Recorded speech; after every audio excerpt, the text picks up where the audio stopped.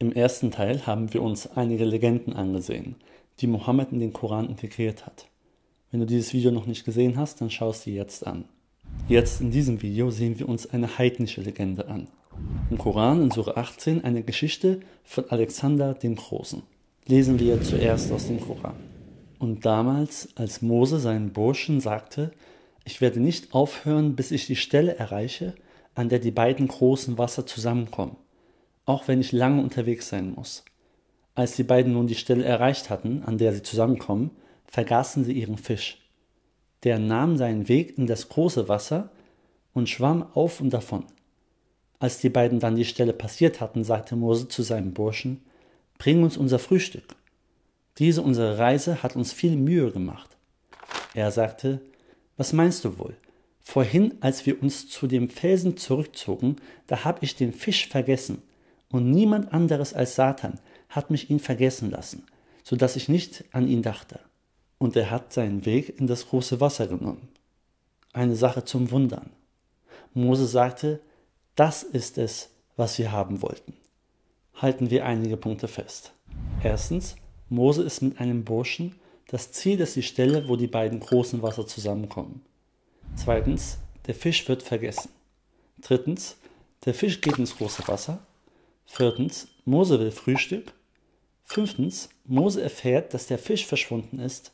Sechstens, Mose sagt, das ist es, was wir haben wollten. Im selben Kapitel, einige Verse weiter, taucht eine Person mit 2 Hörnern öfter auf. Vers 83, und man fragt dich, Mohammed, nach dem mit den 2 Hörnern. Sag, ich werde euch eine Geschichte von ihm verlesen. 3 Verse weiter steht dann, Vers 86, als er, also der mit den 2 Hörnern, schließlich an den Ort gelangte, an dem die Sonne untergeht, fand er, dass sie in einer verschlammten Quelle untergeht. Der mit den 2 Hörnern gelangt also an den Ort, wo die Sonne untergeht. Und er findet eine verschlammte Quelle. Rudi Paré sagt jetzt dazu, den Versen 60 bis 82 liegt ein Sagenstoff zugrunde, also eine Legende steckt dahinter, der in seinem ersten Teil auf den Alexander-Roman zurückgeht und die Fahrt nach dem Lebenswasser zum Inhalt hat. Mit Lebenswasser meint er das Wasser des Lebens, das Wasser, das das ewige Leben schenkt. Hat Rudi Paré recht? Ist das ein Sagenstoff, die Geschichte von Alexander dem Großen im Koran? Lesen wir aus dem Alexander-Roman, den wir auch unten verlinkt haben. Wir lesen aus dem 2. Buch, Kapitel 39, Vers 2. Alexander zieht voran mit seinem Heer und er kommt an eine Schlucht. Bei dieser Schlucht lässt er eine Brücke errichten und er lässt Folgendes draufschreiben. Hier hat Alexander eine Brücke errichtet und ist mit seinem ganzen Heere darüber gezogen, um das Ende der Welt zu erreichen, wie die Vorsehung es beschlossen hat. Nach 3 Tagen gelangten sie an einen Ort, wo die Sonne nicht schien. Also es geht darum, das Ende der Welt zu erreichen. Und es wird ein Ort gefunden, wo die Sonne nicht mehr scheint. Jetzt ein paar Verse später aus demselben Kapitel im Alexander-Roman, Vers 11. Wir entdeckten einen Ort, wo eine kristallklare Quelle entsprang, deren Wasser glänzte wie Blitze, und eine große Zahl anderer Brunnen. Da ich Hunger hatte, wollte ich Nahrung zu mir nehmen, sagt Alexander. Und nachdem ich den Koch gerufen hatte, sagte ich zu ihm, bereite mir die Tageskost zu. Er nahm nun getrockneten Fisch und ging zum klaren Wasser, um dieses Gericht zu waschen. Aber kaum war er ins Wasser getaucht, nahm er wieder Leben an und entwischte den Händen des Kochs. Dieser aber, erschrocken, unterließ es, mir das Vorkommnis zu berichten, schöpfte aber Wasser aus der Quelle, goss es in ein silbernes Gefäß und bewahrte es auf. Denn der Ort hatte viele reichhaltige Quellen. Und wir alle tranken von diesen Wassern. Welch Unglück für mich, dass er mir nicht von dieser Quelle der Unsterblichkeit zu trinken gab, die den Tieren das Leben zurückgibt, der Quelle, die mein Koch das Glück hatte zu finden. Bevor wir die Ähnlichkeiten aufzählen, lesen wir aus dem Koran-Kommentar. Rudi Paré sagt, der als Bursche bezeichnete Gefährte Mose entspricht dem Koch in der Alexander-Sage. Die als Ziel der Reise genannte Stelle, an der die beiden Meere zusammenkommen, entspricht dem Ort, an dem in der Sage der Lebensquelle zu suchen ist. Von 2 Meeren oder großen Wassern ist auch an anderen Stellen des Korans die Rede. Das eine besteht aus Süßwasser, das andere aus Salzwasser. Davor sagt er, Merkwürdig ist, dass als Held des ersten Teils Mose genannt ist, nicht Alexander, obwohl dieser in einem späteren Teil derselben Sure 18 die führende Rolle spielt. Rudi Paré sagt also, dass in Sure 18 die Geschichte von Alexander dem Großen zu finden ist. Nur dass Mohammed hier am Anfang Alexander mit Mose vertauscht hat. Ob er es absichtlich getan hat oder nicht, das ist unklar. Zählen wir die Ähnlichkeiten einmal auf.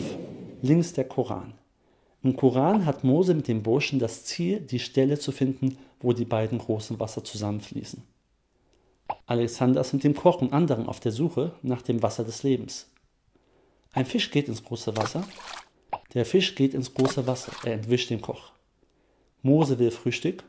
Alexander ruft dem Koch zu, Essen vorzubereiten. Der Fisch wird vergessen. Der Koch vergisst, den Fisch zu erwähnen. Das ist es, was wir haben wollen. Also Mose wollte genau dieses Wasser. Genau das Wasser war es, was auch Alexander haben wollte. Was denkst du? Es gibt einige Parallelen. Glaubst du, das ist Alexander der Große?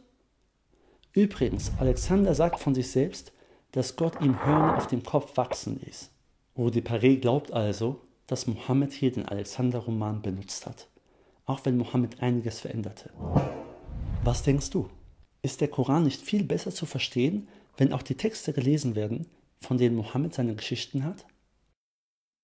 Im Nahen Osten kannten die Menschen den Alexander-Roman, in verschiedenen Versionen, und Alexander der Große glaubte an die griechischen Götter Artemis, Apollos und er opferte ihn im Tempel.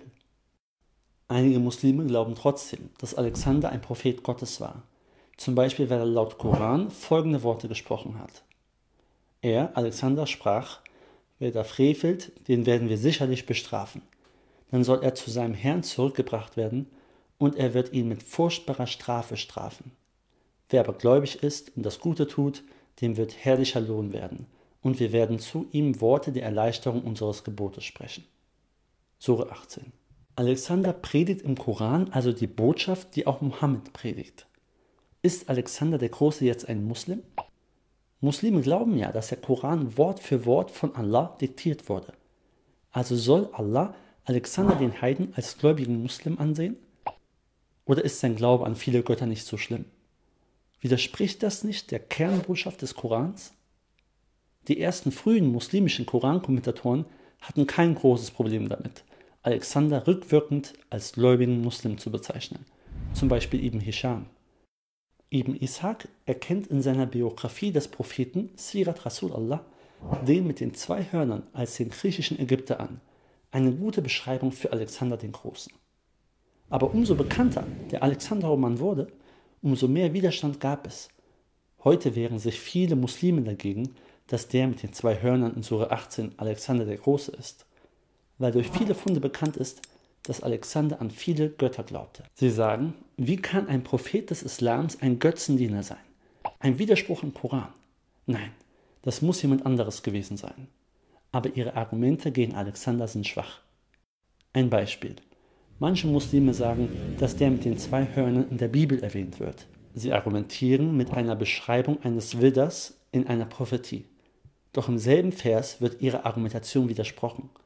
Es wird klar erklärt, wer mit den 2 Hörnern gemeint ist. Der Widder mit den 2 Hörnern, den du gesehen hast, bedeutet die Könige von Medien und Persien. Der Ziegenbock ist der König von Javan und so weiter. Bitte lass dich nicht mit solchen Argumentationen täuschen. Lese selber einmal das Kapitel im Alexander-Roman. Unten ist der Link dazu. Es gibt mehr Ähnlichkeiten, als wir in einem Kurzvideo zeigen könnten. Wir haben gelernt, dass unter Christen, Juden und Heiden Legenden bekannt waren, die lange vor dem Koran existierten. Mohammed hat diese Legenden gehört und etwas verändert weitererzählt. Aus Mohammeds Predigten entstand der Koran. Folgendes wird jetzt passieren. Einige Muslime werden im Kommentarbereich einfach aus dem Koran zitieren, dass schon die Menschen zur Zeit Mohammeds ihm vorgeworfen haben, dass er Geschichten übernommen hat. Aber könnte es nicht sein, dass sie recht hatten und er genau das getan hat? Auf jeden Fall verstehen wir jetzt besser, was Rudi Paré meint, wenn er sagt, dass der Koran von Mohammed stammt. Egal welches Buch kritisiert wird, merke dir bitte diese Methode. Schau dir die antiken Quellen der Legende selber an und vergleiche sie mit der Schrift. Mach es dir nicht zu einfach. Schau dir nicht nur Bilder an. Natürlich ist es einfacher, ein paar Bilder nebeneinander zu stellen, ein paar Atheisten zu zitieren. So etwas finden wir oft in bibelkritischen Videos. Doch wenn du ein Video siehst, ohne dass du selbst die antiken Quellen nachprüfen kannst, dann kannst du fast immer davon ausgehen, dass diese Quellen dich nicht überzeugen würden. Deshalb werden sie so oft weggelassen. In diesem korankritischen Video aber kannst du die antiken Quellen selbst nachprüfen. Wahrscheinlich geht dir jetzt diese Frage durch den Kopf. Wie kann man prüfen, ob es bei Jesus anders war? Hier die Antwort. Jesus lädt dich ein, ihn zu testen. Jesus sagt über das, was er lehrt und vorlebt. Wer bereit ist, den Willen Gottes zu tun, wird erkennen, ob diese Lehre von Gott stammt oder ob ich in meinem eigenen Namen spreche. Sieh dir an, was Jesus gesagt und getan hat. Probier es aus. Du darfst es gerne testen, sagt Jesus. Teste ihn. Versuche nach seinen Worten zu leben. Und dann wirst du erkennen.